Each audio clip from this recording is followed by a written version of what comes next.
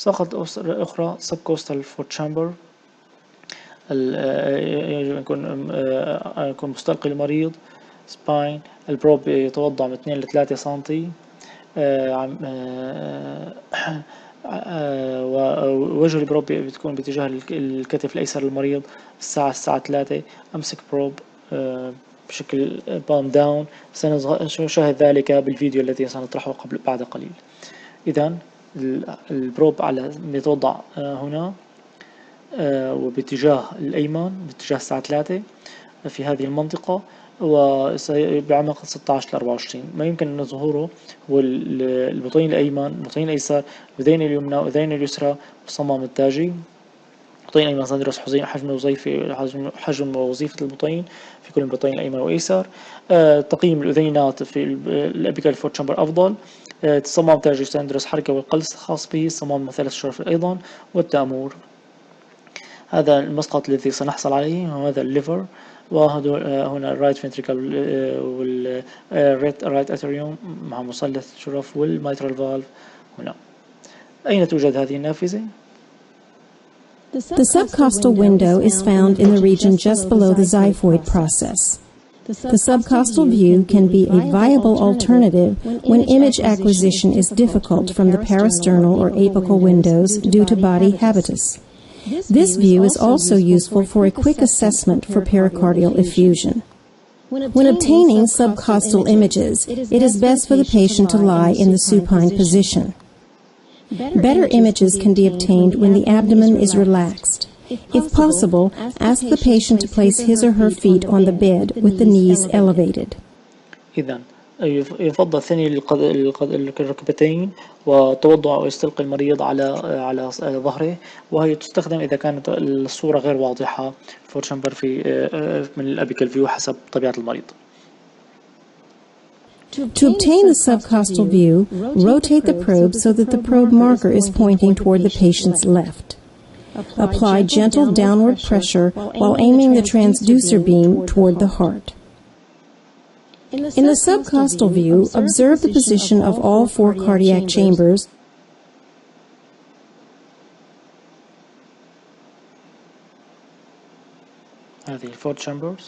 and both atrioventricular valves. والصمامين mitral valve tricuspid valve. هذا النافذة كيف توجد.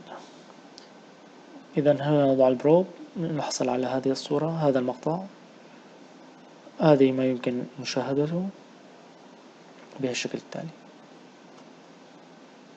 يمكن دراسة الكلر دوبلر في له Subcostal View. يمكن دراسة Inferior Vena Cava، البلس دوبلر IVAC، Abdominal aorta والأورتا بيك فيلوسيتي. هذا الشكل اللي يمكن الحصول عليه، وهذه الصورة توضح تفاصيل الشكل. طبعا هذا الليفر هو الكبد. هذا المسقط اللي يمكن الحصول عليه.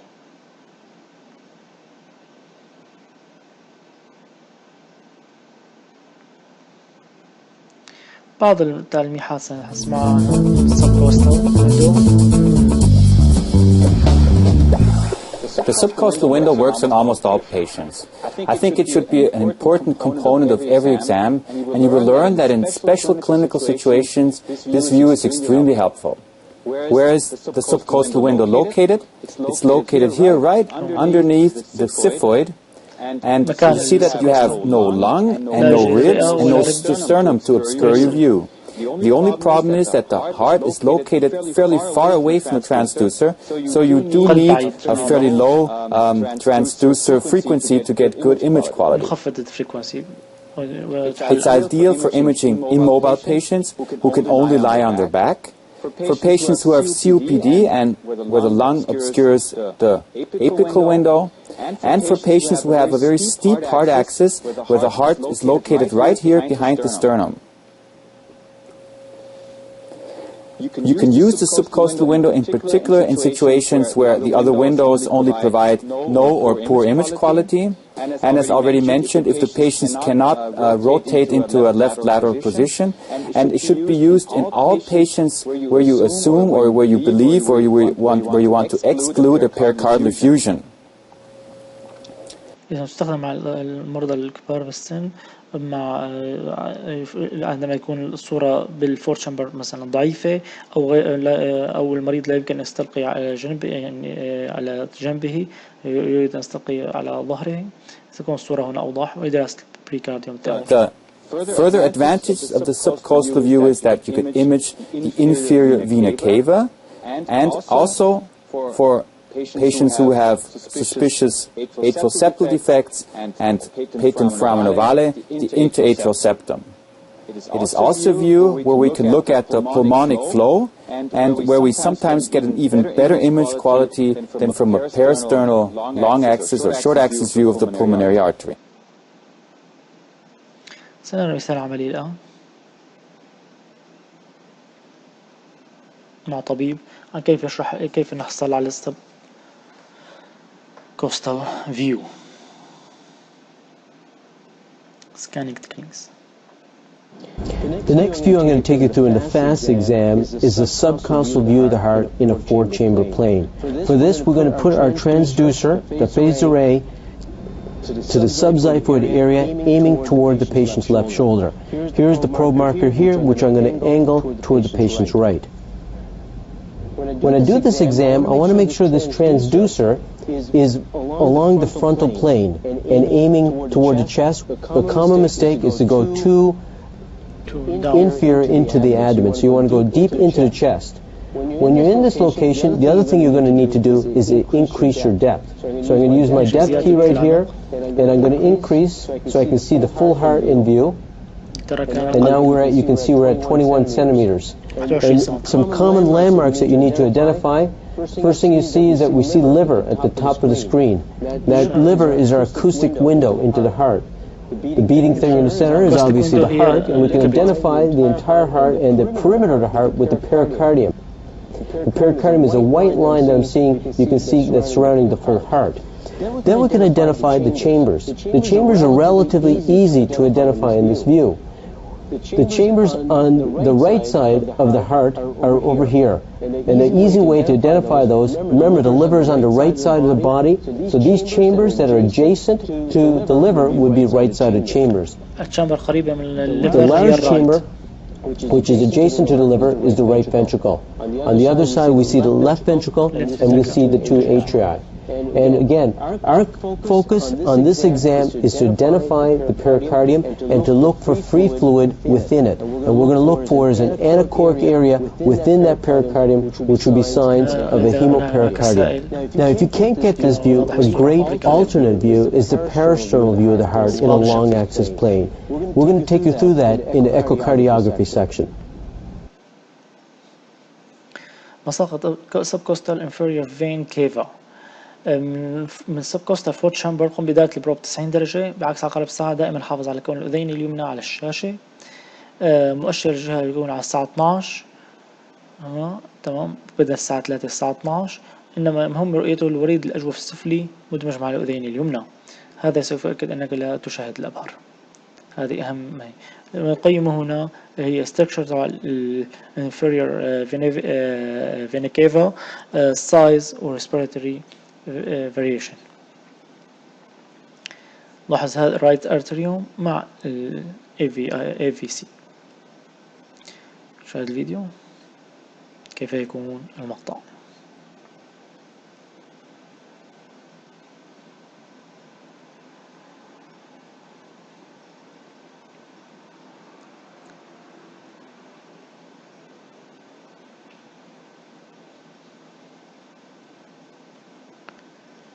سنصاحب مثال عملي عام على كيفية الحصول بصورة ثلاثية أبعاد على A phased array transducer with a cardiac exam type is used to perform an inferior vena cava ultrasound exam. The inferior vena cava is evaluated at the level of the liver and diaphragm. The transducer is placed to the right of the epigastric midline with the orientation marker to the patient's feet.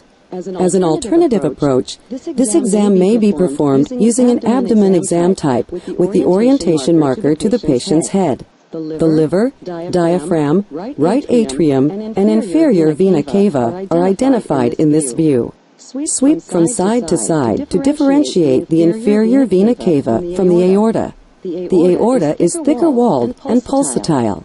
The superior mesenteric and celiac branches of the aorta are identified at this level. The inferior vena cava is thin-walled and changes caliber with respiration. The diameter of the inferior vena cava decreases with inspiration and increases with expiration.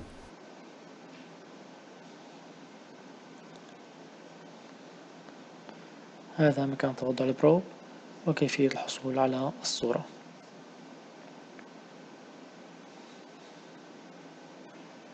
لاحظ أن الماركر باتجاه الرأس.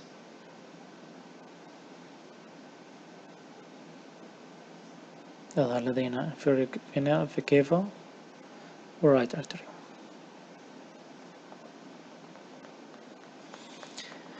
Suprasternal long axis view.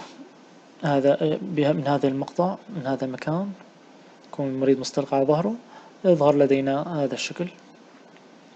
نظهر في الأورتيك arc والرايت pulmonary والليفت اتريوم تكون واضحة في الشكل.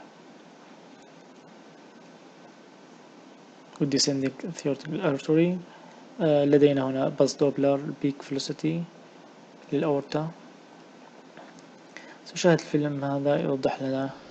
The last view that we use is called a suprasternal notch view, and once again this view is going to be placed in the suprasternal notch region, which is basically above the sternum in between the clavicles, right in this area right here. And the important thing to do here when you place the transducer is the focus is to angle down into the body and visualize the heart. And what we're going to be able to see in our images is a portion of the ascending aorta, transverse, and the descending aorta. So here's the slice from the transducer position is going to be basically positioned about 1 o'clock on the patient. So just over the person's left shoulder at 1 o'clock. And once again, the transducer should be angling down into the body. Important to be down, the angle down. The transducer, need to tip this transducer upward and look down into the body. So obviously you want to have the person flex their head backwards. And once again you'll see is a portion of the ascending aorta, transverse and descending aorta. And you'll have a cross section of the right pulmonary artery here. This is the brachiocephalic, left common carotid, and left subclavian. The 3 branch vessels coming off, as you see, 1, 2, 3. This image is important to look for ascending aortic and transverse arch for aneurysms. Also looking at the descending aorta for any potential coarctation of the aorta. Also, if there's any potential dissections, as an aortic dissection present in the aorta. Once again, very important angle down. Some patients have difficulty flexing their head back. You can lift the patient up and actually put a pillow behind their shoulders and have their neck flex a little bit more so you can get into that suprasternal notch window space. Obviously, some patients in the ICU and CICU have the inability to flex the head, so you try to do the best you can to get what you can for the imaging planes.